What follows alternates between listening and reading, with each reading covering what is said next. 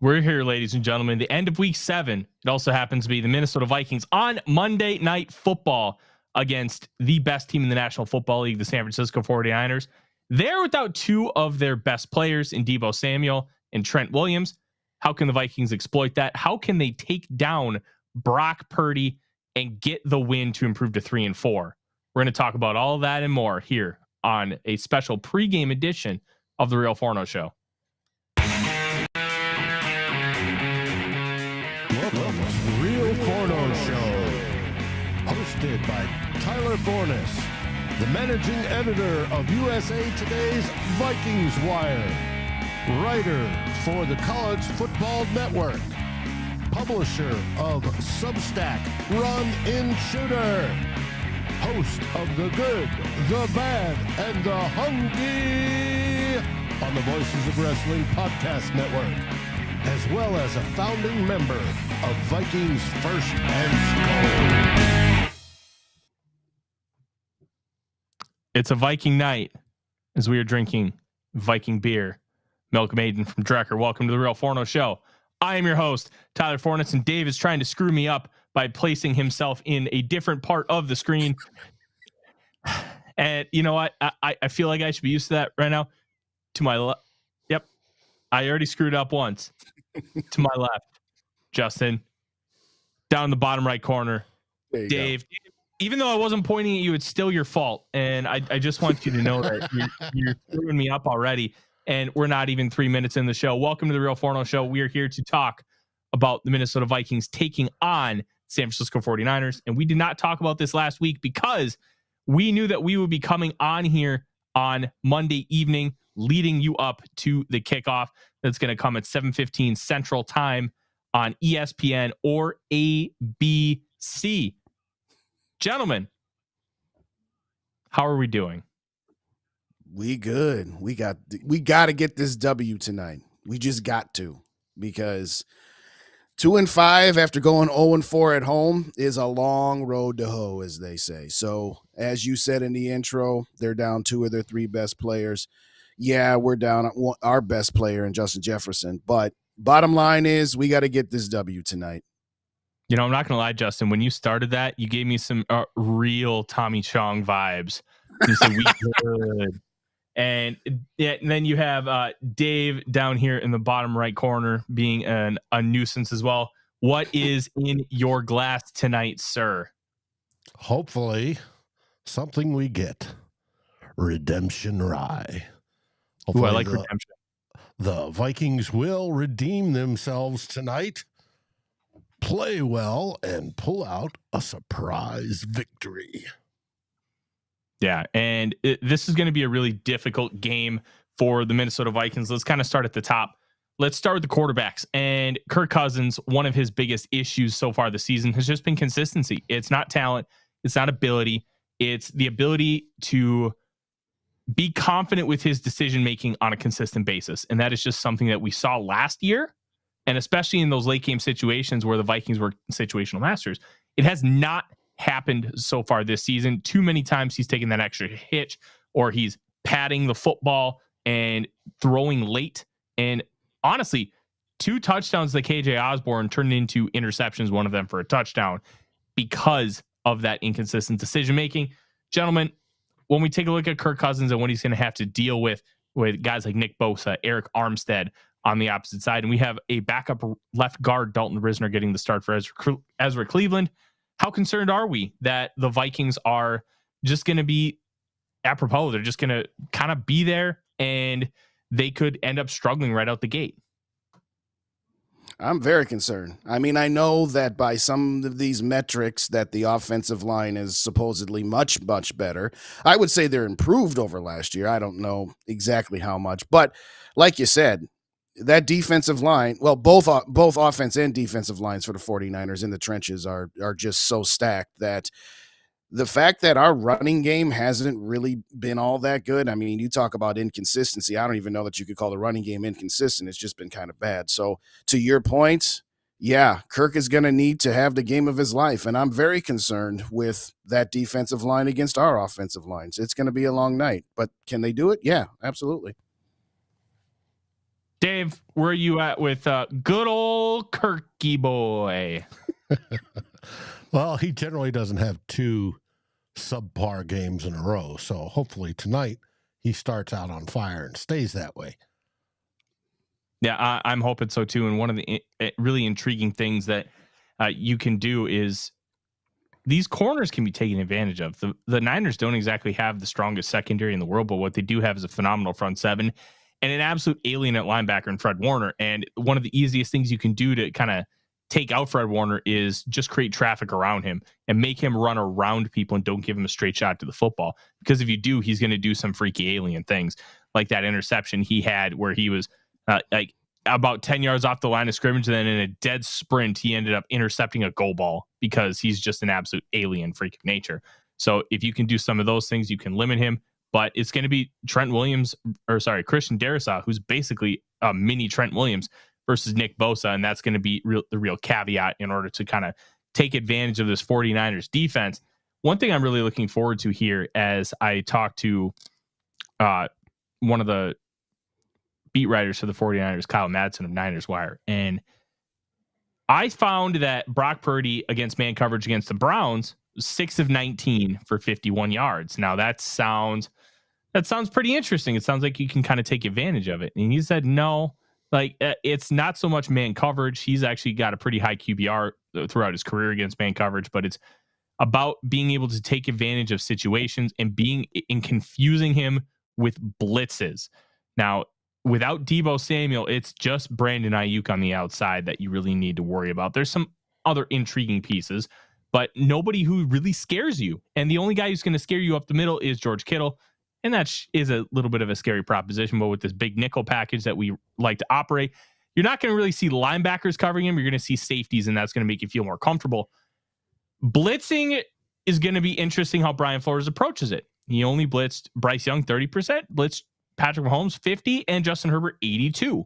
Where's that going to be with Brock Purdy? Well, is he going to send the house, or is he going to kind of play it chill and be like, all right, Purdy, beat me? That's going to be an intriguing chess match. Well, on the blitzes, I heard today when they do blitz him, he doesn't perform well during a blitz. Now, he's accurate when he gets the ball off, but prior to that, he doesn't perform well. And also during blitzes, they usually keep in George Kittle to block. Mm-hmm. And that's they've been doing that a lot more because their right tackle, Colton McKivitz, not good. And now all 5 of their offensive linemen are arguably bad with Trent Williams sitting out here tonight. So blitzing, so it can be one of two things. One, you could try and take advantage with different blitzes and confuse the offensive line. Or, you can just say, hey, Danielle Hunter, we're going to play coverage. Go beat this jabroni. Mm-hmm. Like, what's Brian Flores going to want to do? Because he has the most 3-man rushes in the National Football League, the most 5+ man rushes, which is what's considered a blitz in the National Football League, and the least amount of 4-man rushes. So I'm very intrigued. It's like ranked 28th or something like that. But it was not going into this week. It was 32nd in the NFL. Wow. Now, I want to interdict real quick in case people haven't seen. The inactives for the Vikings tonight are 1, Lewis Cine, 2, Najee Thompson, 3, Nick Muse, 4, Andre Carter, and 5, Ezra Cleveland, and 6, Hakeem Adeniji. I probably mispronounced that, but Adeniji. So you were pretty dang close. Not gonna work here anymore. But those are your inactives for the Vikings. I will have the ones for the. Somebody asked about McCaffrey. And McCaffrey's playing. He's playing. Yeah, he's in. He's in. How much he'll play?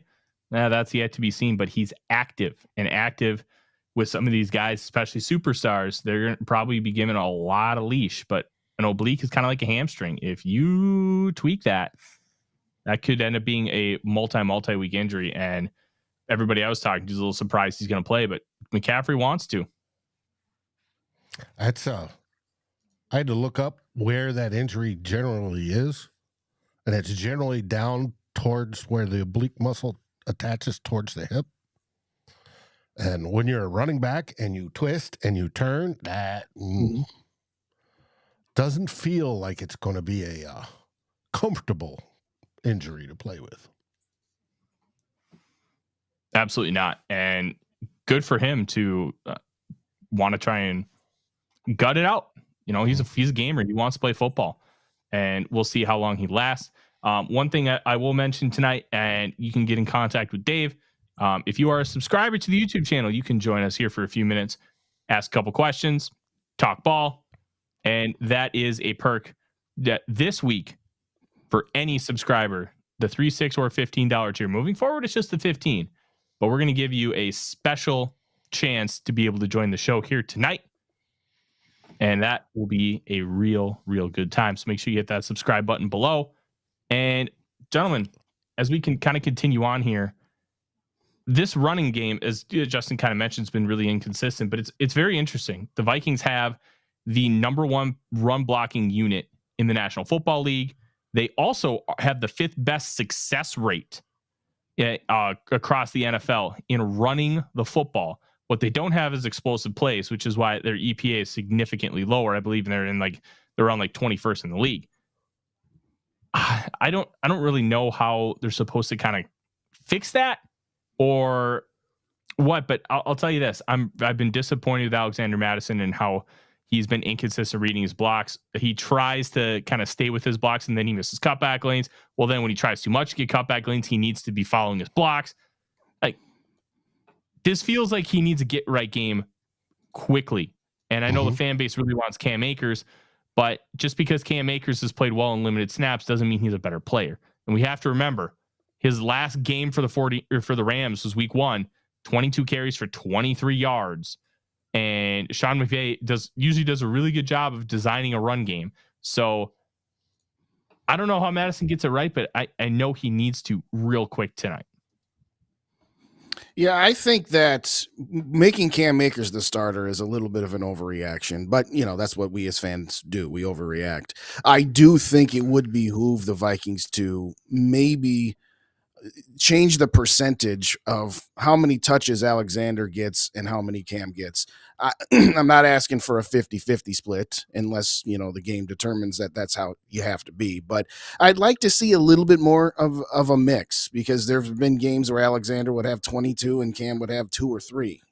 Can we move that to maybe 18 and 10, for example? But to your point, yes, Alexander Mattison, unfortunately, hasn't been able to take that step from the number 2 guy to the number 1 guy. And yeah, we're going to need it tonight. That's for sure. So hopefully be able to. So the one thing I'll say about that, Justin, is game script aside, like what they've been doing is Cam Akers gets 2 series. And whether that series is 6 plays or whether it's 20 plays, Akers is getting 2 series, and then however those series end up kind of accumulating and working themselves out is what he gets for touches. And in a general construct, it's kind of annoying. It's kind of tedious. You're like, okay, we need to get Akers some more touches, but that's just kind of how they're rolling with it. And it's a surprise because we thought they were going to have a committee all year, and they're just making Mattison a workhorse, which is, I don't get it. Madison's not that guy. He's never been that guy. And right. It's very frustrating. We talked about it all off season that we're going to absorb the loss of Dalvin Cook by going to running back by committee because of how many, zeros, ones, and minus ones and home runs. I equated it to a home run hitter that strikes out 3 times but hits 1 home run every 4 at bats. And Hi, Joey Gallo. They didn't do that. I'm sorry. Yeah, it's. Oh, I was calling him Joey Gallo because that's basically what he did for the Twins. It was either Homer or out. And yeah. So I'm a little surprised, to your point, that they're trying to make Alexander Mattison the workhorse, making him the role that Dalvin Cook had. And that's just, it doesn't make sense, particularly with how they pitched it to us all off season. What they've pitched to us all off season is not what they have shown thus far. And to your point about, getting, 2 series and no matter how many, okay, give him more series then if that's the case, because, Alexander hasn't earned the right to be the unquestioned bell cow workhorse at this point. I don't think.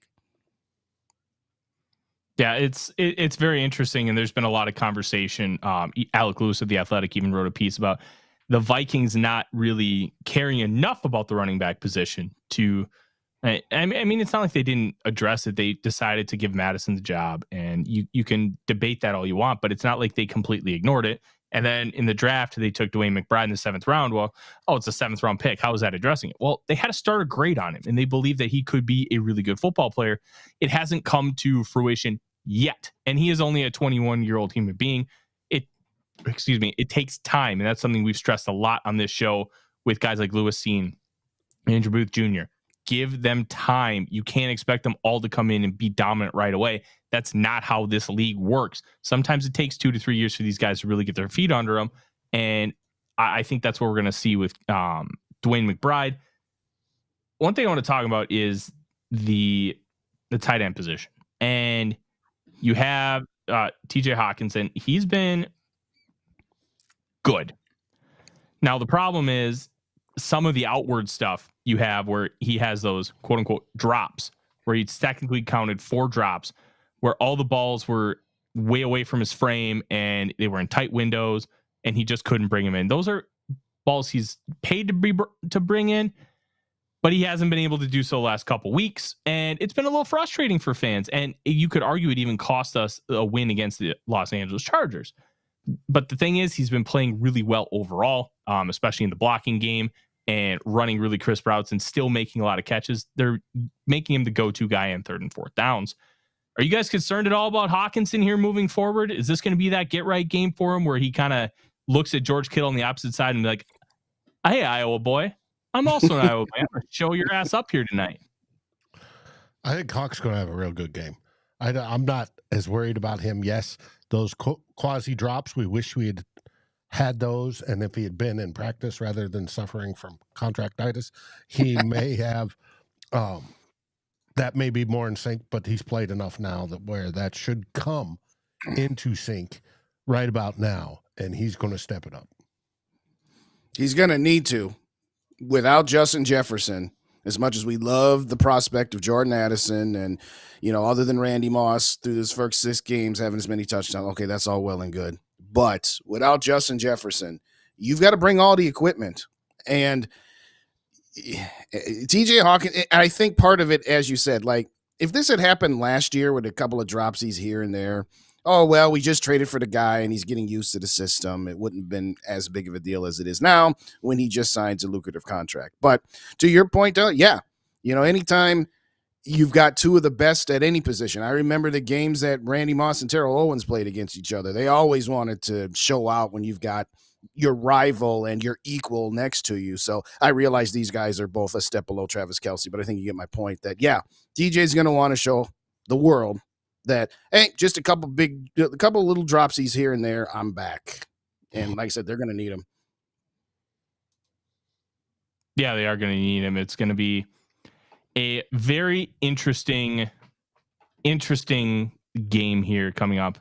And one thing that I'm really intrigued by is how much Fred Warner is going to be on him. And is it going to be Hawkinson versus Warner? And that is not necessarily something you see a lot with a middle linebacker, but Warner is an absolute freak of nature alien who can do pretty much anything you want him to. And I think if the Vikings really want to try and take advantage of him, I really think they have to try and get this running game going and get a lot of misdirection and get him thinking.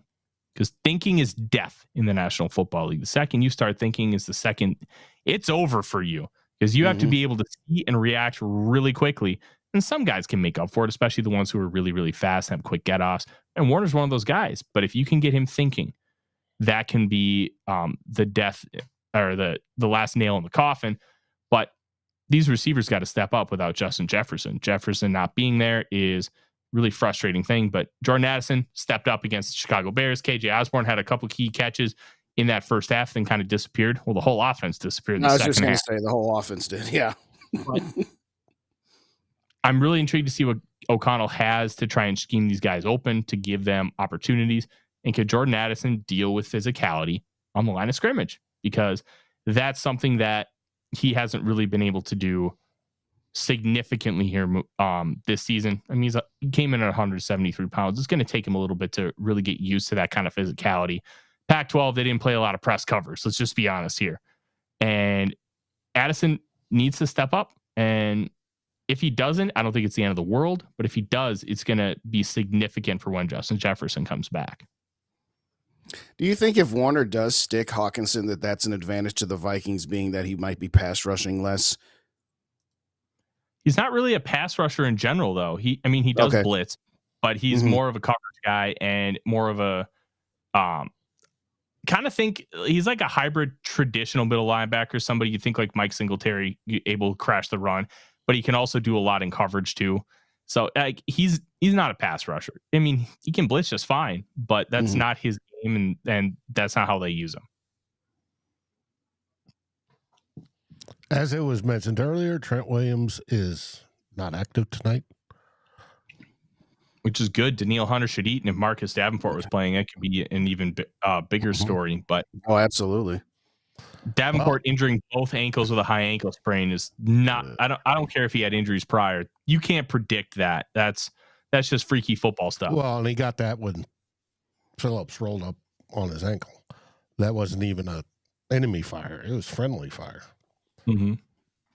But why I put for this thumbnail, that's why I put DJ Wanham on the cover, is hopefully his progression from just being a sack cleanup master to being effective starts tonight.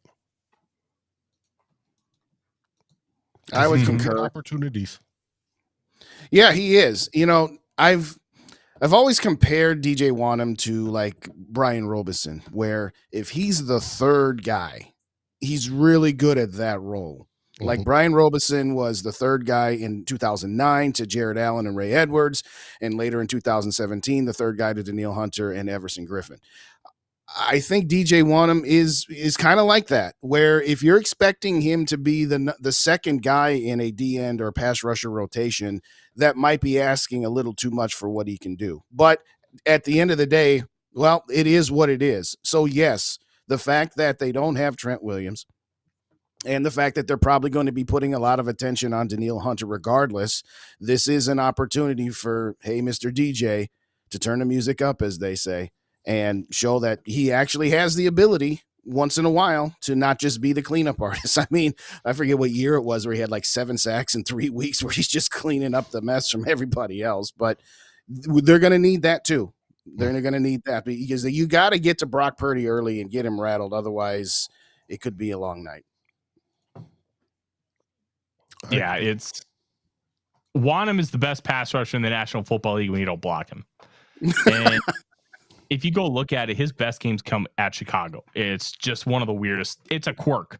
I don't think it's anything other than circumstance. And well, it helps that Chicago's bad, but like Wanham's sacks are almost always, like you mentioned, it's cleanup stuff. It's not Wanham wins and beats a tackle and gets a sack. It's no, hey, the quarterback was forced right into Wanham's lap and he gets a sack. Like the one he had against the Carolina Panthers. Marcus Davenport had that sack and Wanham finished the job. And that's just kind of what it is. Like, he's just average defensive lineman at best. And I don't think we can really expect anything more out of him. But one thing we won't get a disaster class. We're just not going to get anything great. And there's merit to that, but it's not the guy you want as your number 2. It's the guy you want as your number 3. But with the way the Vikings are using these edge rushers, he'd be basically playing like a number 2 anyways. The only thing I'll say about DJ Wanham is he has a knack for being in the right place at the right time.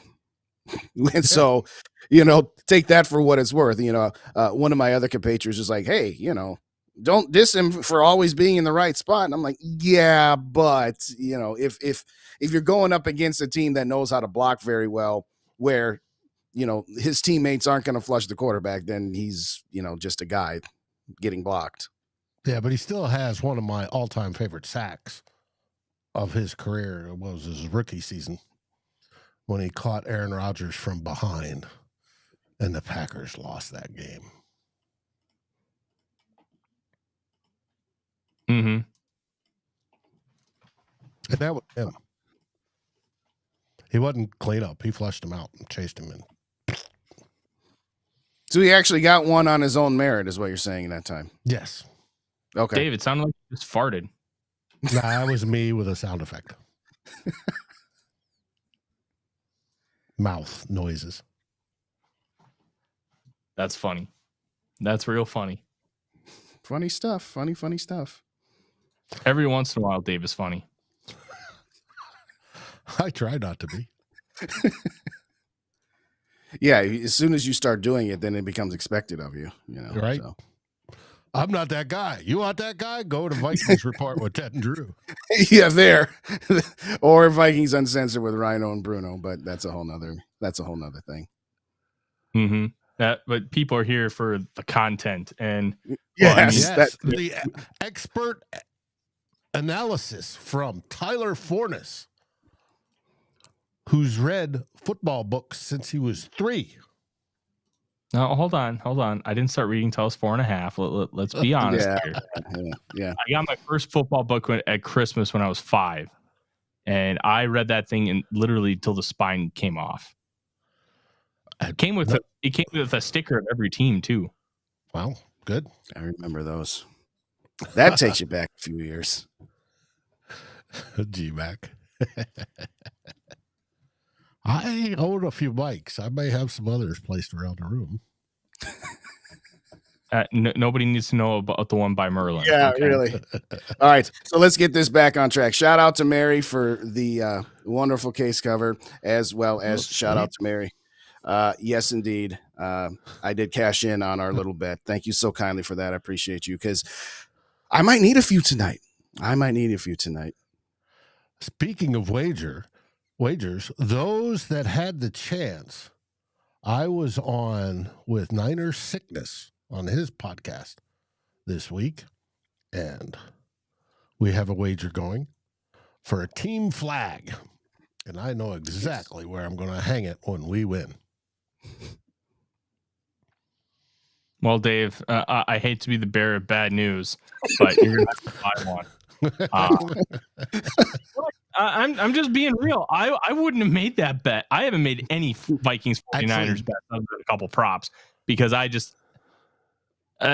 not no. Actually, the bet is that the Vikings finish within the 7 points. So okay. He laid the 7 points. Okay. Okay. That's at least somewhat respectable of a bet. I'm like, if you took them straight up, I agree with Tyler. What the heck are you thinking? But it took twisting my arm to make the wager. I would have been like, you know what? I'm going to need a couple extra. Why don't we get that to 8.5? Brave are you, Dave? Hey, this is why I say my betting for college football. Go Bobcats, Texas State, baby. And I did see money this year that the over/under dropped half a point today. It's now down to 43.5. Oh, that's an interesting over/under. I'm not touching that. It was 44, but yeah, I'm not touching it. I'm not touching any of these bets, because I really have no idea what the hell is going to happen in this game. Like, if the Niners show up as what the Niners are, this could be a 40-10 blowout. If the Vikings show up in a big way, this could be a really close game. I think it's just going to be like a 7-point game. Niners win, like 30-23, something like that. Like, I just, it's hard to really see the Vikings without Justin Jefferson, especially with how that offense looked against the Bears, to be able to put up enough points in order to keep up with a team like the San Francisco 49ers. And the Niners, even without Trent Williams, and Deebo, it hasn't mattered. Right.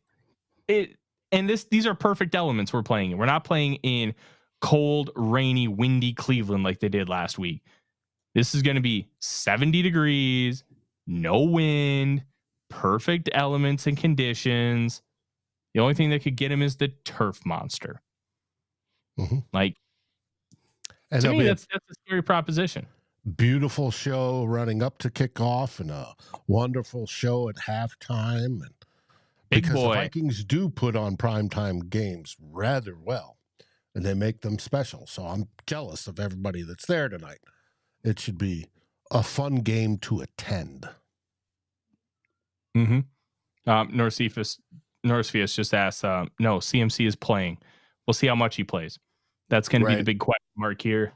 One of the things I'm also looking forward to is how Brian Flores kind of utilizes these cornerbacks. And I think we'd be remiss if we didn't talk about Andrew Booth Jr. Earned 26 snaps to Mekhi Blackman's 1 against the Chicago Bears. Blackman wasn't hurt. He didn't break any team rules. Booth just played better in practice, and he got the opportunity on the field, allowed 1 catch for 7 yards, and was consistent. And I think that's noteworthy. And one of the reasons why I've been preaching and preaching and preaching, you have to give these guys time. Calling them busts barely into year 2 when we really haven't seen them play, that's too much. We have to pump the brakes. And I'm not even saying that they're going to be hits. I'm not even saying they're going to be good players. You just have too much of an incomplete data set to make any kind of determination. And if Booth plays a bunch tonight and plays well, all of a sudden you have a fringe surplus at cornerback with Byron Murphy on his contract, and you have a Caleb Evans who's turned into a very good starting cornerback. He's not great. He's good. He's going to have one bozo play a game, but he's a cornerback. That happens with corners. And Mekhi Blackman's played well when he's been called upon too. So I'm really intrigued to see what Andrew Booth does, how often he gets lined up against a guy like Brandon Ayuk, and how he responds to those kind of matchups, and what they have him in this defense doing. Is it going to be a lot of heavy blitzing? Are we going to be playing a lot of zone? Any press man? Because I think with Brock Purdy back there, if you play press man, that could really hinder them because he can eat you up underneath real easily. Mm-hmm. It could. What do you think of the matchup between KOC and Sean McVay per se? I know it's 2 offensive guys, and you're talking about offense versus defense, defense, offense. But one of my bigger concerns is not Sean McVay, Shanahan. Excuse me, sorry.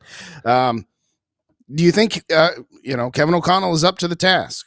Because there have been times where I question some of his decisions. Vis-a-vis, timeouts here and there and overall strategy. And I know, Tyler, you have pointed out that it might be an oversimplification to just say it's bad play calling because sometimes he did call the right play and it just wasn't executed. But generally, your thoughts on, KOC in this moment here? I'm not concerned. Obviously, you have Kyle Shanahan, who's arguably the best play caller in the sport. And he's going to have plenty to kind of counteract what Brian Flores does.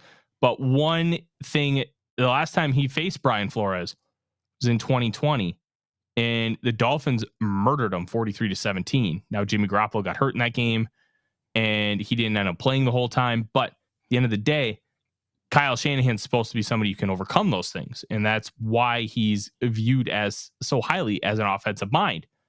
Flores took him to school, and I want to see what that looks like tonight. Is Flores going to be able to take him to school again? To me, I think that's the real intrigue here, is how is Brian Flores going to attack Kyle Shanahan? Is he going to want to play back and make Brock Purdy carve him up? Is he going to want to send a bunch of blitzes and make Brock Purdy make super, super quick decisions? How much of a blend of both is it going to be? Because he barely blitzed Bryce Young and made Bryce Young, hey, beat me. Throw the ball against me. I'm going to drop a bunch of people in coverage, and you're going to have to figure out where to throw the football. It's not going to be easy. And will he treat Brock Purdy in the same way? Because while Purdy is right now better than Bryce Young, I don't think he has more talent than Bryce Young. And this is kind of what we talked about with Kyle Shanahan quarterbacks. He fits a prototype. He's like a robot. Like Futurama, Bender. His whole thing was programmed to bend metal. That's what he was built for. Brock Purdy is basically built to be a Kyle Shanahan quarterback. 3-step drop, throw to a spot. That's your game. And he does it very well. That's why Shanahan wanted Cousins so much. Right. You said it. How can you knock Purdy off axis? How can you take advantage of that robotic nature that Kyle Shanahan likes his quarterbacks to play with. To me, that's the real intrigue here. And I think it's going to be a real interesting mix of blitzes and coverages and really trying to confuse Purdy on what's going to happen in front of him. Right, because Purdy's skill is he can read prior to the play how things are set up. He's really good at processing that and knowing what he's looking at. Well, if Flores is messing with his head at the beginning, I think that's an advantage to the Vikings. However, you missed Justin's point of his question. He asked Shanahan versus KOC in the overall master chess class. Flores doing his thing on the defense is just part of that. Also, the other part is KOC on the offense going against Shanahan's defense, and I can't tell you off the top of my head who their defensive coordinator is, on the opposite side of the ball. And that is a whole picture. How is KOC, do you see any advantages on his side, the way he runs the whole team versus the way Shanahan runs his whole team? I don't know. I think one of the things that separates the Vikings offense from the 49ers offense is they're more comfortable with the drop back passing game, which is very interesting to kind of discuss, because one of the reasons why it didn't succeed with John DeFilippo is because Kirk Cousins didn't succeed in a drop back passing offense. But the Shanahan offense is much more play action derived and bootlegs and that kind of stuff, and you're just not doing a whole lot of straight dropbacks. In this offense with Kevin O'Connell, Kirk Cousins is doing a little bit more of that, a lot more shotgun and utilizing some of those principles and philosophies, where I think if the Vikings get down, I would trust them to come back in the game more than I would trust the 49ers in the same spot because of some of those principles. Like, outside of that, like, it's wide zone versus mid and inside zone. Like, that's kind of what you're looking at. The Vikings still run wide zone and the 49ers still run mid and inside zone, but the 49ers base is wide zone and the Vikings have more of a base of mid and inside zone with some duo. And it's really a pick your poison thing at this point. We haven't heard a lot of Ivan Pace in the last couple of weeks. Is there something in particular? Is it just, okay, the rookie's hitting the wall? Is it something different that Flores is doing with him? Because, the first couple of weeks, we heard his name a little bit more than we have been. And I'm just curious if you've noticed anything in your film study about him. I think it's just a situational thing, because I think Pace has been fine when he's on the field, but sometimes personnel dictates, and they've been playing a lot of like big dime, 6 defensive backs, and then you'll only have one linebacker, and then you'll have 4 guys up front, usually 3 edge rushers and a defensive lineman. So I think it's more of some of those things rather than, Pace is now bad. I've been fine with Pace on film. I don't like, he's a UDFA who's way exceeded his contract and his, I guess you could call it draft positioning, because his position was he wasn't.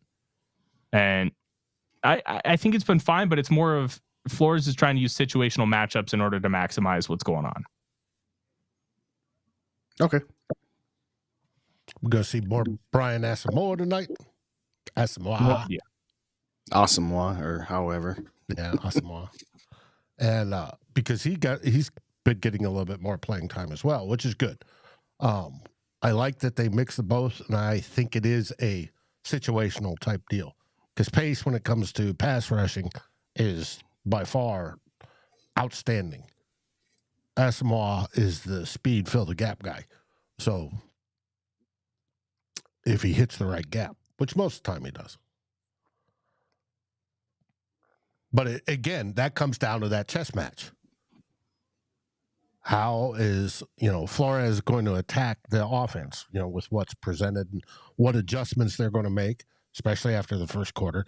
And my big question, are the Vikings going to start out hot tonight? I don't know. Well, the definition of starting out hot for the Vikings would be they actually score a touchdown in the first quarter. That's like on fire. Well, my question is, what happened last year? We could almost bank that first drive was going to score. It was rare that it didn't. And this year, it's been nothing. Are we still at 6 points total in the first quarter through all 6 of our games? Mm-hmm. I think so. Yeah. But to your point, yes, either within the first 2 drives, the Vikings usually were in the end zone last year. And I don't know if that's the league has figured out what KOC's doing, which, okay, that's an easy thing to just say off the cuff, but I don't know. And it does drive me crazy because there have been times where, okay, all you could really do to turn this game on its head is come out. Here's an idea. How about we not turn the ball over in our first 2 drives too? That'll have a little something to do with it. But I agree with Brian's point right there. Go up tempo from the get-go. Don't wait until you're down 10 or 14 points. Because you get down 10 or 14 against this team, that's going to be we're not playing Chicago and Carolina tonight. Well, you've seen puppy paws from Raymond. That's because Doc Proto will have his puppy on his lap. The Vikings have not lost a game when he's had his puppy on his lap any time during a game. So that's a good sign. Speaking of puppies, Tyler, how's Eclair doing? She's okay. She did have a seizure last night, but the one thing with these seizures is I'm starting to see a pattern with when they're happening, and they're all I can't remember the word the vet used, but they're the good kind, where they're not happening for like a couple minutes. They're not grand mal seizures. I just don't remember the phrasing that she used, but yeah, she's doing okay. Sometimes with dogs that have epilepsy, you just got to control it and you can't actually stop it. But we've noticed that when it's like right when she's supposed to eat and she's sleeping, like in a dead sleep, then she wakes up, gets up, stumbles, has a seizure, and then she gets up, runs around, and she's just fine. So it's very, very tough. But at the end of the day, like the girl's 6 years old and she lived in a puppy mill her whole life. So she's living the time of her life right now. We're just going to make that happen as best we can. And I just hope we don't have to do any of the other stuff like brain scans because like that'll cripple us financially, but we'll figure out a way. How's Odie? Oh, he's a little shit. He's awesome. Yeah, he's just a sweet boy, and he's really settling in now. Like he's kind of like he still has puppy tendencies, but he's kind of just understanding like the routine. Like he lets me sleep in, and he'll just sleep in bed until I get up, and he'll just stay with me downstairs until it's time to go up. Like, nah, he's just a good boy. He ate a chicken finger off of the coffee table the other day. I almost kicked him. Metaphorically, I'm never going to kick my dog. But Michael wonders, he's worried about how the interior D-line will handle the 49ers running attack. Well, the good part is that their offensive line is as bad as our defensive line. Who's going to be worse? And I think this is where run blitzes and being strategic about how you utilize your run fits is going to be really important tonight. And I'm very intrigued to see what all happens. And this could be a really interesting game for that exact reason. And I think linebackers are going to be really pivotal for the Vikings, and Jordan Hicks and Ivan Pace really having discipline. And discipline's been the biggest issue for the Vikings this year, whether it be turnovers, whether it be game management, whether it be penalties. It's going to be the biggest thing. And having that gap discipline is going to be so huge, especially like you talk about a lot with the triple option, because if you don't have gap discipline, all of a sudden they pitch it or hand it off, and then that's a 40-yard gain. With wide zone, you have to have gap discipline too because of those cutback lanes. You can't over pursue, and that's how you get torched. So that second level, having that gap discipline is going to be so important for this team in order to be able to get a win tonight. Usually we say good on good, but in this instance, it's bad on bad, and who's going to be more bad. But honestly, I think that, well, it's interesting that the Vikings' 2 victories have come in the 2 games where the defense has scored.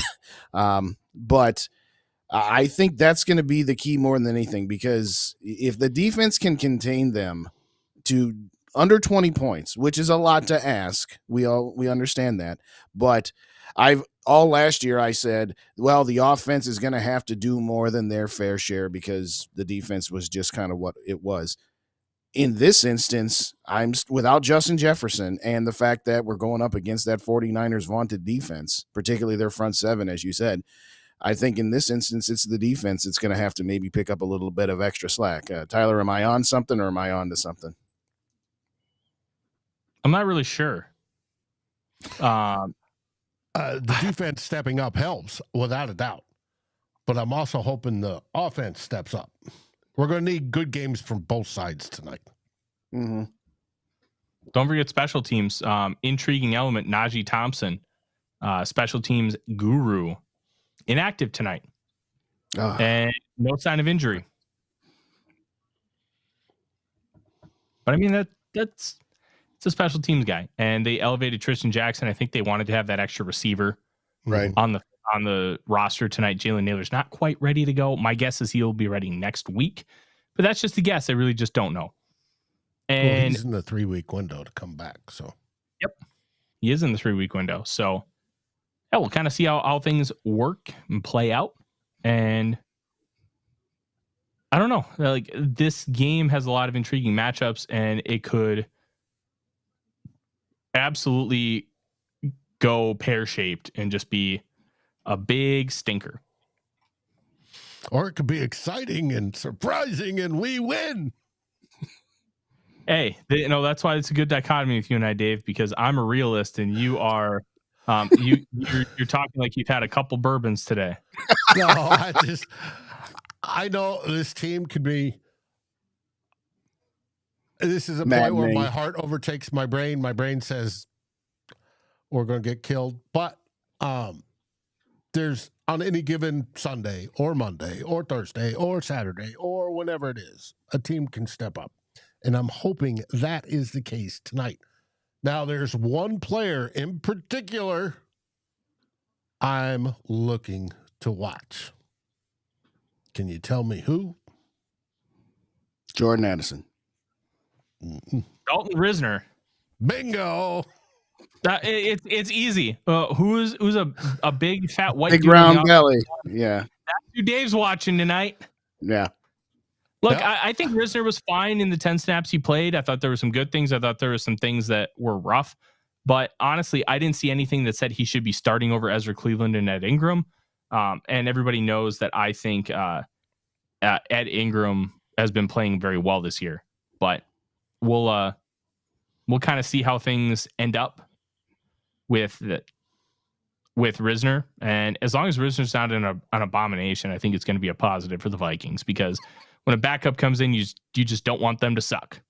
Right. Got to lower the standards a little bit. Just don't be an abomination. Yes. But I want our guards to be average. Just be average. If you can do that, it's going to set us up in a position to win.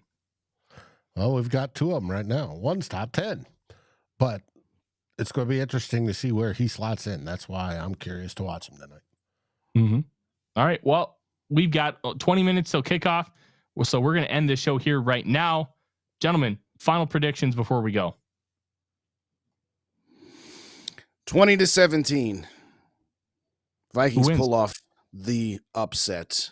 That's what my heart says. My head says 38-21 49ers. So I'll be both the curmudgeon and the punk simultaneously. If you know, you know. Dave?